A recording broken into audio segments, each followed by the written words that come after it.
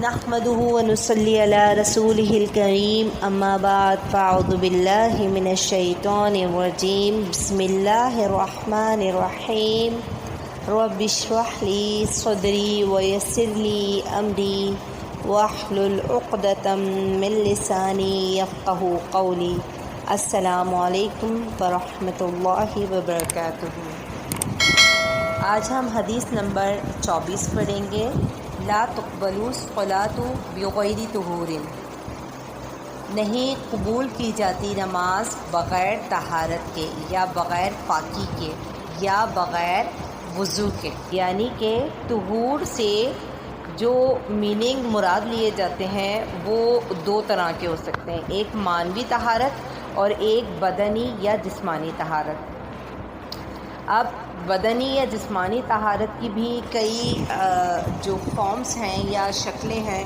جیسے مسلمانوں کو یہ ضرور معلوم ہونا چاہیے کہ حدث اصغر اور حدث اکبر سے طہارت اور پاکیزگی اختیار کرنا واجب ہے، یعنی اگر واش روم جائیں تو واش روم سے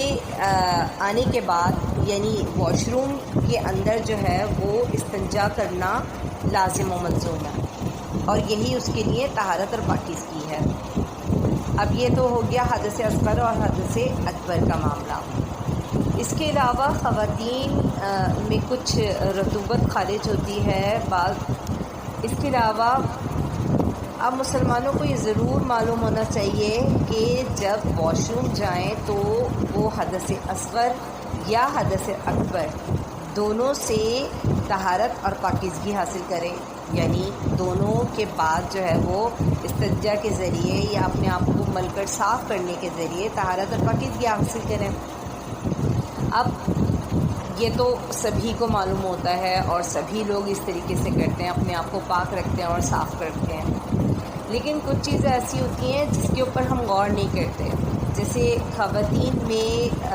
بعض خواتین کو لیکوریا کی یا پانی کی شکایت ہوتی ہے یا کوئی رطوبت خارج ہوتے رہنے کی شکایت ہوتی ہے، تو باقی یہ بھی ہے کہ جب وہ واش روم جائیں اور ان کو اس کے بعد نماز پڑھنی ہو تو وہ واش روم میں اپنے آپ کو مل کر کے صاف کریں، یعنی ہاتھ سے مل کے استنجا کرتے وقت اپنے آپ کو صاف کریں، یعنی انسان کا جسم پاک ہو، پھر اس کے کپڑے پاک ہوں، اور پھر جس جگہ پہ وہ نماز پڑھ رہا ہے وہ جگہ پاک صاف ہو، یعنی اس پہ ایسا نہ ہو کہ کوئی کسی قسم کا کوئی شک و شبہ ہو، کوئی گندگی کا احتمال ہو، تو وہ جگہ بھی صاف ہونی چاہیے۔ جس چیز کے اوپر نماز پڑھ رہا ہے وہ چیز بھی صاف ہونی چاہیے۔ ایک ہوتی ہے معنوی طہارت۔ شیخ الاسلام ابن تیمیہ رحمۃ اللہ علیہ فرماتے ہیں کہ مسلمان شخص نہ تو قبلہ رخ کے علاوہ کسی اور طرف رخ کر کے نماز ادا کرے اور نہ ہی بغیر وضو اور بغیر رکوع یا سجدے کے،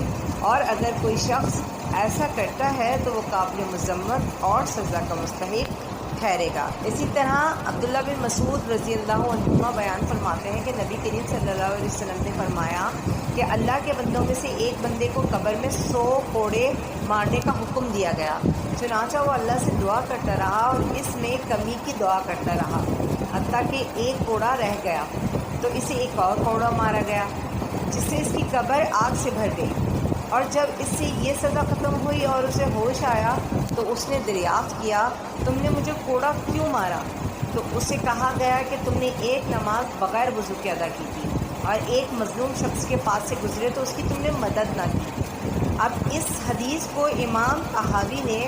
مشکل الآثار ایک کتاب ہے اس کے اندر نقل کیا ہے، اور علامہ البانی نے اس حدیث کو صحیح قرار دیا ہے۔ لہٰذا اہل علم متفق ہیں کہ جس نے بھی بغیر وضو کی نماز حلال سمجھتے ہوئے ادا کی یا پھر استہزاء کیا، اور یعنی اگر کسی نے کوئی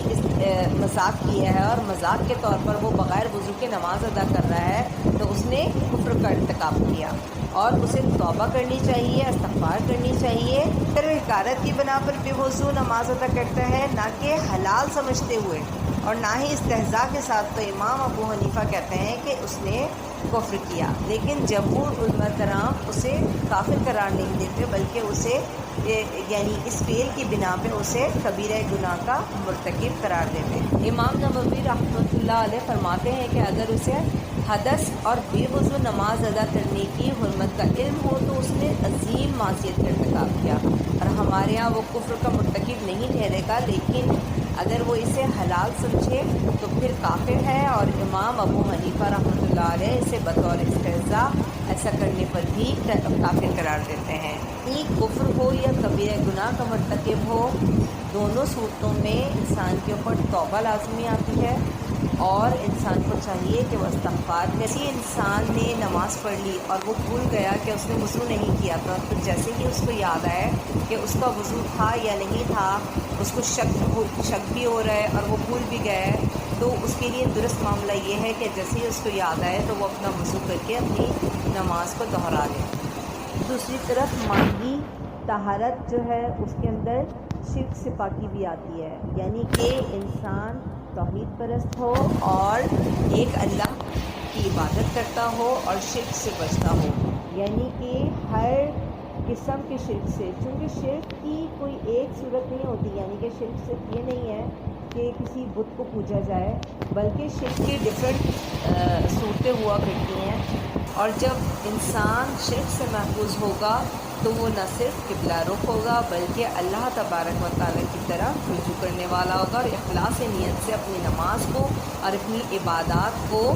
قائم کرنے والا بنے گا۔ تبارک و تعالیٰ سے دعا ہے کہ اللہ تبارک و تعالیٰ ہمیں اپنی طہارت کا خیال رکھنے کی اور اللہ تبارک و تعالیٰ کی خالص عبادت کرنے کی توفیق عطا فرمائے۔ آمین ثم آمین۔ نشہد ان لا الہ الا انت نستغفرک و نتوب الیک۔ السلام علیکم ورحمۃ اللہ وبرکاتہ۔